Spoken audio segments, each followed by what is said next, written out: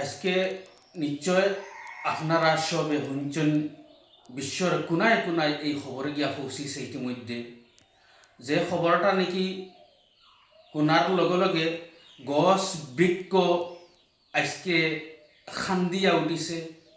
যে ব্যক্তি নাকি মঞ্চর গেছে ওলা পছন্দর আসলা, যার কোনো সীমা নাই, আজকে এই মানুষ আমরার কাছ থেকে বিদায় নিছেন, যার নাম হইয়া তা হলো পীরে কামিল গোলাম রব্বানী সাহাব।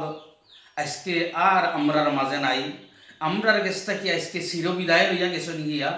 ইন্না লিল্লাহি ওয়া ইন্না ইলাইহি রাজিউন। আর তান জানাজার নামাজ কয়টার সময় হইব এখন পর্যন্ত কোনো নির্ধারিত টাইম করা হইছে না। পরবর্তী ইনশাআল্লাহ খবর হইবা তান জানাজার নামাজ কয়টার সময় আদায় করা হইব।